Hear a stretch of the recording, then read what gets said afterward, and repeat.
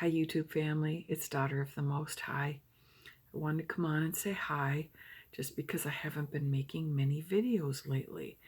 And I make videos when the Lord puts it on my heart to share something. And He's not been doing that. So that's why, one of the reasons why I haven't been making very many videos lately. And the other reason is I've been so busy with my house hunting. So, that's been quite a journey, and I want to share a little bit about that. There have been a few times that I've wanted to throw in the towel. It's like, did I hear wrong? Um, that sort of thing. And it's apparent that the Lord, it's like there's a little war going on for my attention regarding this. So I'll like get into it and start looking for houses and click the little red heart on Redfin and Zillow. And I've gone to look at probably 6 or 7 houses in person. And again, that's my little journeys, my little weekend, um, pack up the van and the dogs and drive 2.5 to 4 hours away. So I've done a lot of that stuff, and but there's been times too when I get really overwhelmed with the process. And again, like I've shared on my channel before, um, because I have been so broke in much of my adult life, I still have anxiety around money and finances. And so I have actually been in the best place I've been in for a long time, since both my kids have good jobs and they're both paying me rent each month. That extra money, well, if there's any such thing as extra money, but the money that they give me, I'm able to, like, I've been paying a little extra on my van and that sort of thing. So, yeah, it's been really nice to not feel like I'm down to the wire every time, I'm so done with that. It went on for so long. And so I get anxiety. So I've been doing around money and finances. So I have take things step by step, like we have to do, a day at a time, a step at a time, when it's something that's difficult for us.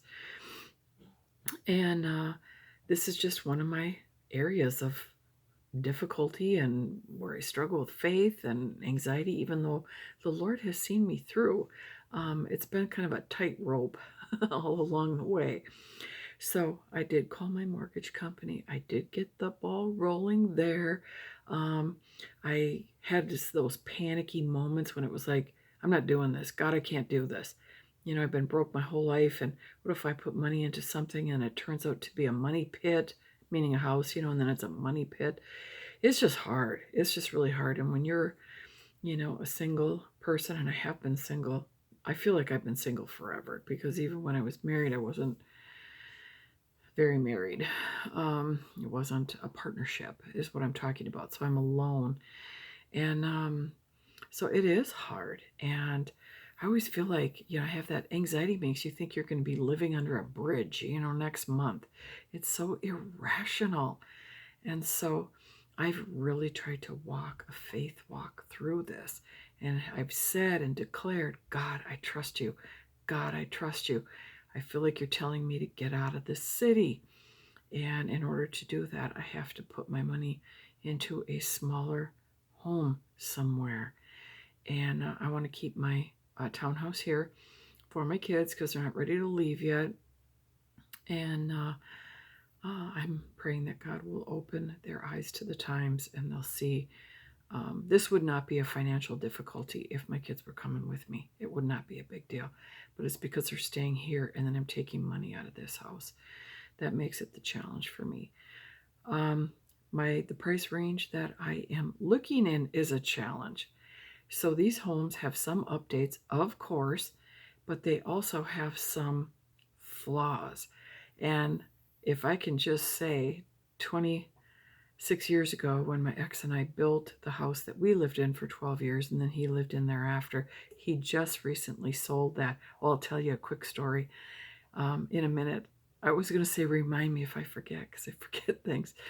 Anyway, so we had a brand new house. It was a 4-level splits, 4-level house. So everything in it was new. That was a first for me. And then when I bought this townhouse, this was built in 1998.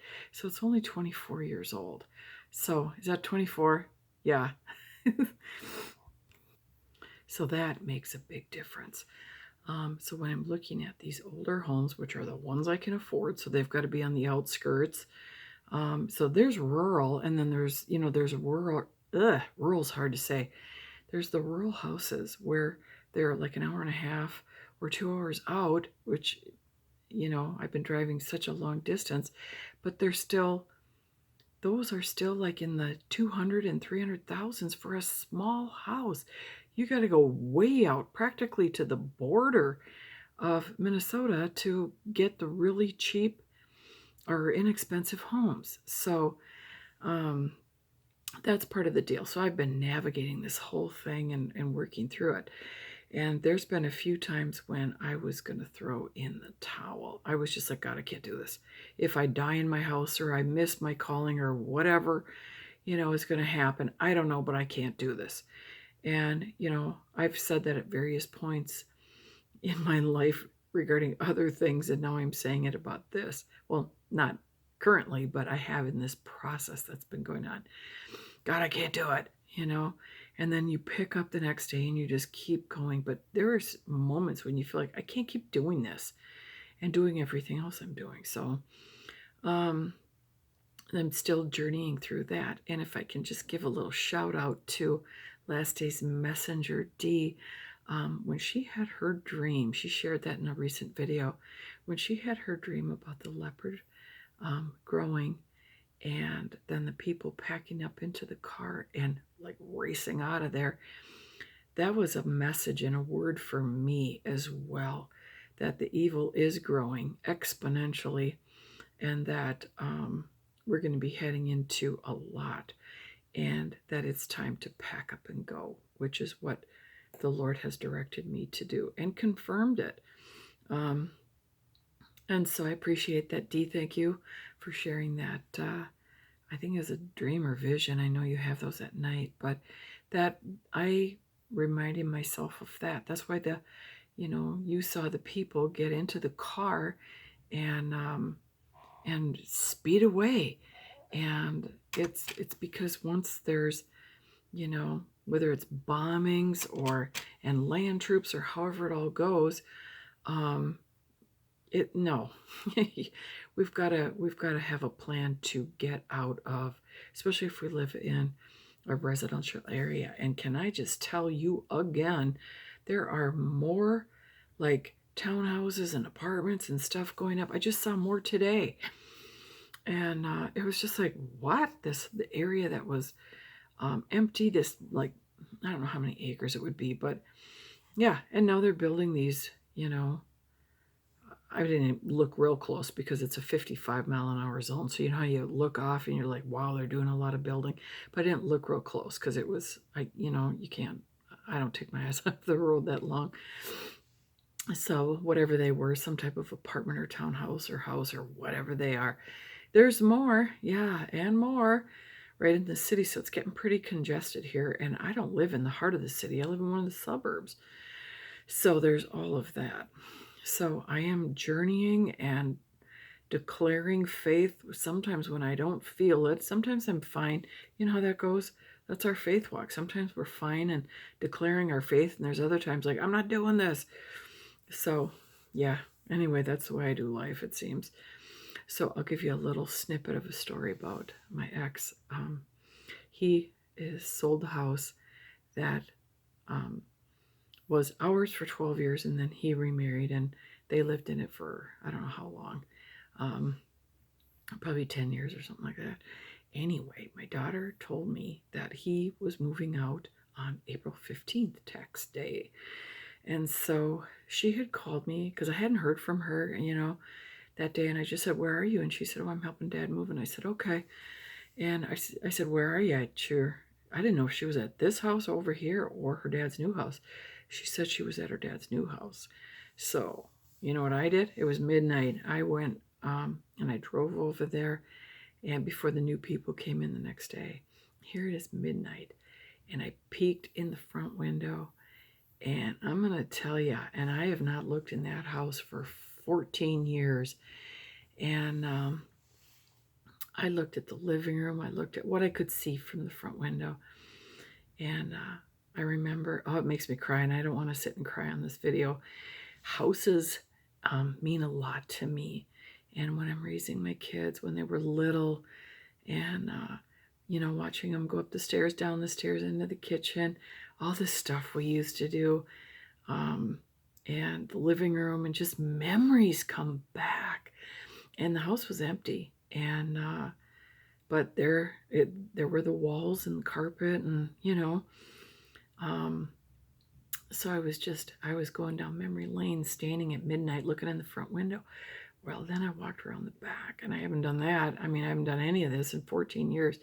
So I walked into the back, and I remembered filling up the pool, and our dog Kobe, and this one's Kobe, the lower picture. That's Kobe right there, and that's Benj and Dee.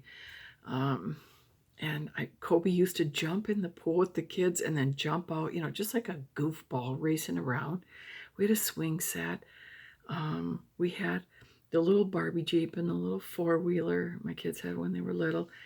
All the memories come back. And then our deck, of course, is back there.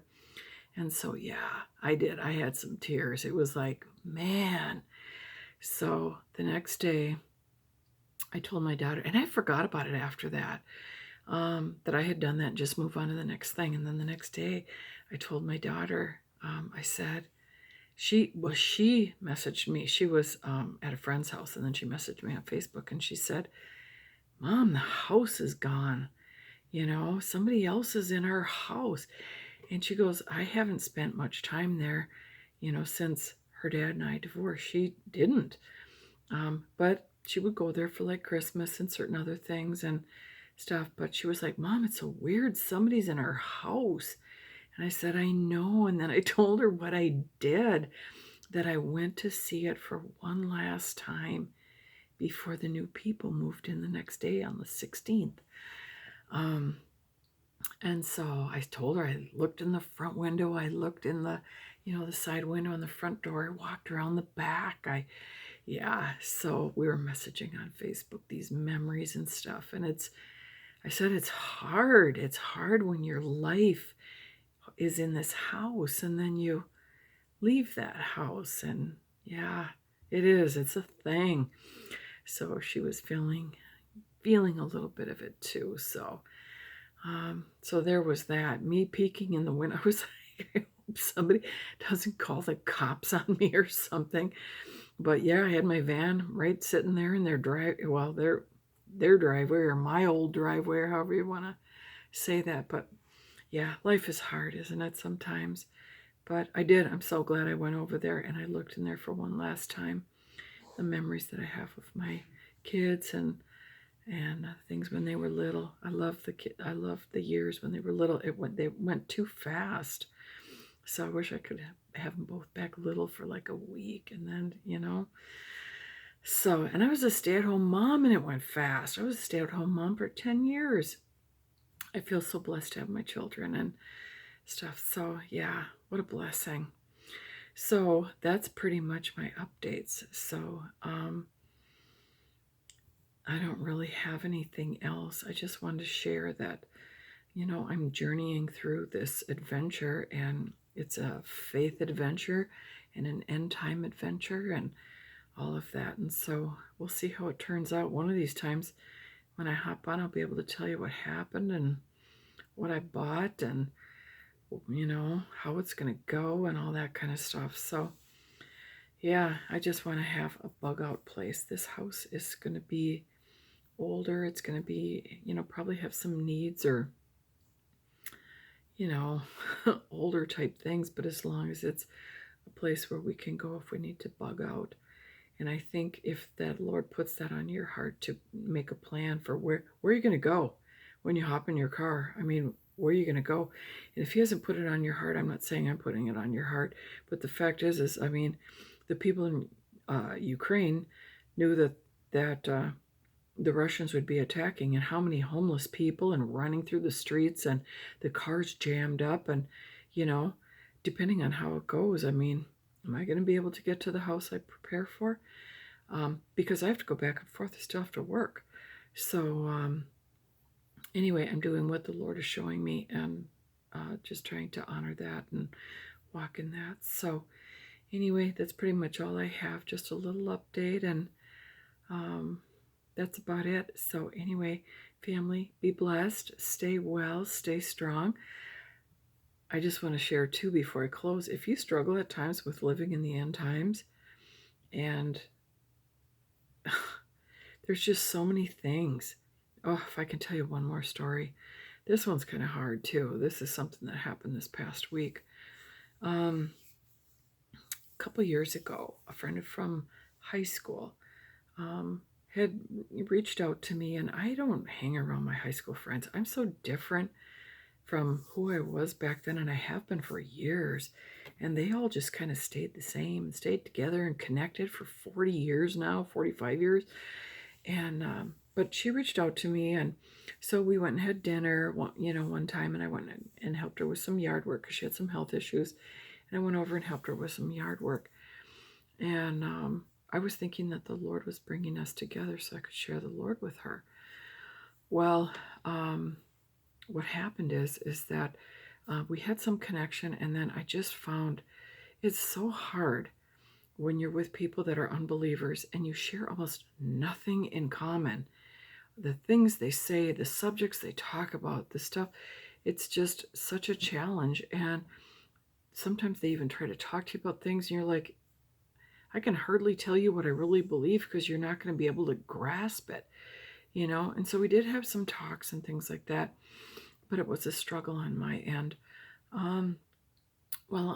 She's my age. I mean, she was in my class, and so I got a message on, I think it was Monday or Tuesday, that she passed suddenly, and she had been having some heart issues, or health issues rather, and but it was no one. I mean, she's had these health issues for years, but yep, she passed, and at the young age of 61. So, and I instantly thought, oh Lord, and one of the things that happened in the couple of years, I post boldly on my Facebook, and boldly I post about adultery, I post about other things, I post God's ways, the narrow path, that kind of stuff. So anyone who is a Facebook friend of mine, well, what happened is that I noticed this friend, her name is Michelle, and we were not close friends, but kind of connecting for a while. And she got pretty angry, and she was like pro, the LGBTQ and, this kind of stuff. And so she was kind of like, I could tell she was developing an edge towards me. She didn't like that I was a narrow path believer when she saw that on my Facebook postings. And so pretty soon I hardly, how like if you don't like back and forth that you're Facebook friends, but you don't see a whole lot of what they post because they fade to the back, or I faded to the back for her because she wasn't paying any attention to the things I was posting. So I knew that she didn't know the Lord, didn't like his ways, didn't agree with what I shared and the whole thing. So I knew that she had just flat out rejected him. And I knew it was an opportunity for her to receive the things of the Lord, because the Lord knew that she would pass this past week. And so it grieved my heart. That was a hard few days. It was like, Lord, I so wish that had gone different. I so wish that, that she had been interested in the things of the Lord instead of automatically, being offended by it and arguing it. And, how can you say this? How can you post this? And it's like, so I knew it was very apparent that she really didn't want anything to do with the, Christian faith. And then she passed. So her memorial service is this Monday. I'm not going to go. A lot of my high school friends are all posting rest in peace, I can hardly stomach it. So many people don't know what's going on. And, they don't know the truth and they think everybody goes to heaven. My phone's blinking at me, so I'm going to close. But that was another thing I had to deal with. So that weighed heavy on my heart and made me sad this week. But anyway, thank you, family. And just wanted to touch base on a few things. Have a really good week.